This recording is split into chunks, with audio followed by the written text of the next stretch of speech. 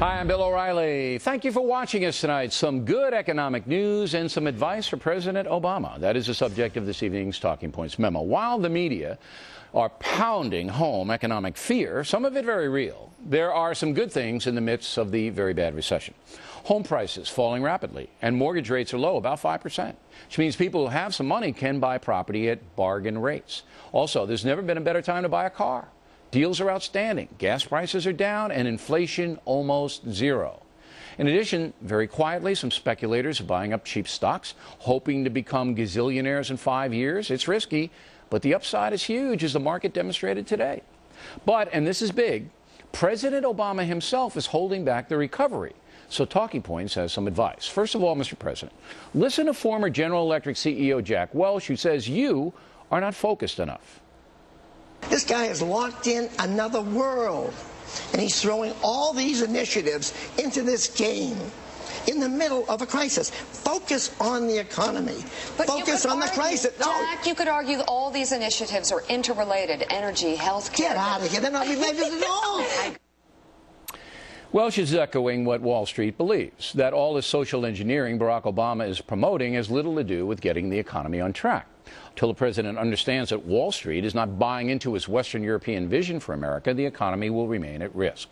Ideology and capitalism, not a good mix. Free markets are tough places where the strong survive and the weak go under. Big government cannot dictate a vibrant marketplace. It can provide fair regulation, holding financial crooks accountable, but it cannot drive the profit system. So at this point, it doesn't seem like Barack Obama understands that, as his income redistribution policies are wreaking havoc on the country.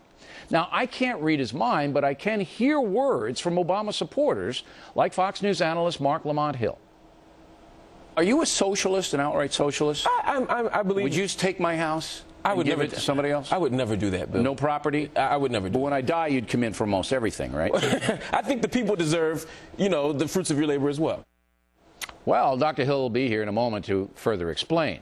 But what's quite clear is that President Obama's vast spending on health care, global warming strategies, alternative energy blueprints, educational and union infrastructure, and other things liberals love, has put additional pressure on a faltering economy. The president needs to pull back from social engineering quickly. And that's a memo. Now for the top story tonight, let's bring in our favorite socialist, Dr. Marc Lamont Che Hill. I like the Che. We're calling you Che. I like that. Okay, now I want you to explain, because we got a lot of mail on this, a ton of mail on this, why other people on this planet deserve the fruits of my labor.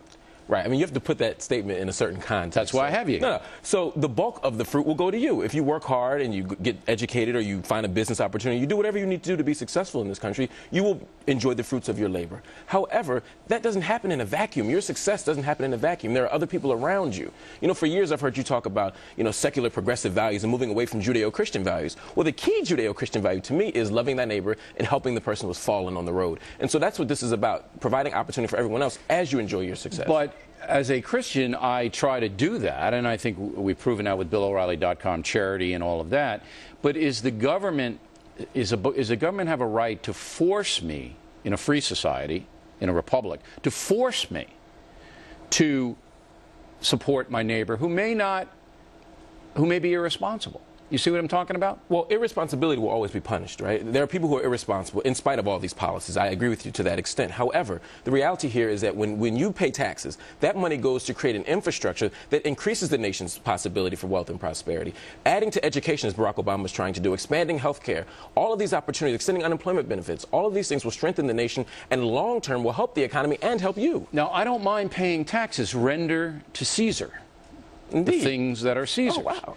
But income redistribution is something else other than taxes. No, it is. You know it is. And Barack Obama admits that he's an income redistributionist. It's basically saying above and beyond your fair share, which I'm willing to pay, all right? And I'd say 40 to 50% of my paycheck is fair. And I think most people would agree with that, all right?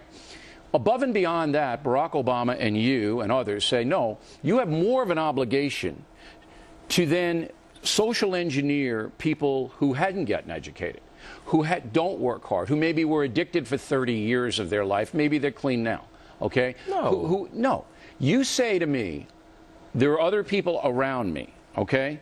Well, they didn't contribute to my success. The people around me, they absolutely my parents might have. No, they my absolutely friends did. might have, but not somebody I don't know who's fallen on hard times. They didn't. But, Bill, you're painting a picture that's simply not true. He's not talking about finding a small slice of heroin addicts in the United States and giving them lump sums of money. 97% of the American people will benefit from his tax restructuring. Also, no, restructuring. It's redistribution, not restructuring. Listen to me. I don't dispute the idea that it's wealth. No, hold on, hear this out. I don't have a problem that it's redistribution. The problem here is that you won't acknowledge that for the last 20 years we've had wealth redistribution. It's just going from the middle class and the poor to the rich. No, it hasn't, because the rich has. have always paid an inordinate amount of tax, percentage-wise. The 1% pays more than 50 in income tax to the feds. That's way skewed, but it's all right, because we have the money, and I love my country, and I want it to have a strong defense, and I want it to have a good infrastructure. What I don't want is when I die, you coming into my house, taking the stuff I've already paid taxes on out of my house to give it to somebody I don't know who may not deserve it. But it's not. But that's not what's happening. That's what happened. That's absolutely not what's happening. That is what the death tax is. No, but first of all, the death tax affects such a small slice of American people. It affects me. Yes, Bill, but I have to think about the 97, 98% of the American people. They can compete the same way I did. But how can you compete without health care, without housing, without... I did. You absolutely did not. I competed every step of the way after I went to Marist College. I didn't have anything given to me by the government at all. But for you to get, nothing. But for you to get to Marist College, you needed to have you needed to survive birth, right? Many people have a low life expectancy at birth. Many people don't have access to good survive birth. Well, that's a good. I can't argue that point. Right. I needed it. We have hospitals here. It seems self-evident, but we live in a world where people die of preventable diseases every day because they don't have the things that you take as common sense. All I want is for people to have a fighting chance to have the same opportunity that you did. Hill, what you've lost sight of is your background and my background. We have similar backgrounds. Absolutely. My parents didn't take a nickel from the government, ever, okay? My father broke his back to send me to private school, all right? He didn't take any money. I never got a scholarship. I never got a loan. I worked at Carvel and painted houses. I don't want my money, hard-earned money, when you say there are people around me who deserve it. The 97%. They don't deserve my money. Are you saying 97% of the American people don't deserve your money to go into housing, healthcare, and education? Not to be given. They have to earn it. They are earning it. They're American citizens who work every day. These aren't people who are sitting around with remote controls in their hands. Obama and you want to give them things. That's why. No, we want to reward hard work. These are people who work every day. You know what rewards These hard tax work? cuts go to people who work every day, Bill. Rewarding hard work is when you succeed. If you get a disease, if an anvil falls on your head from above, if any of that, I'm there to help you. I am there to help you. But if you don't go to school, if you drop out, if you have 4 kids by the time you're 21, I'm not going to give you my cash. But if you live in a neighborhood where you don't have a school, where you don't have a teacher, where you don't have a book, what neighborhood is that? Botswana? Where is that? You don't have to go to Botswana. You can go to New York. You can they go to don't have schools. Every neighborhood has a school. We have substandard schools. We have first-class jails and second-class schools. That's what we need to prepare. The government is not going to be able to impose, good schools in every community. But we can impose opportunity. I don't want equality of outcome. I don't expect that. I just want equality of opportunity. And with your money, socialist tenet. With your money in your house, that's the big government tenet, and it didn't work in the Soviet Union. It didn't work in Cuba. It worked in the 90s under Clinton. No, he wasn't even close to what this is. These tax policies are at the not close to what this is.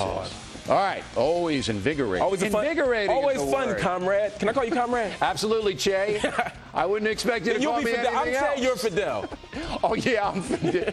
Fidel just died. Upon hearing that, boom. You win. Next on the run.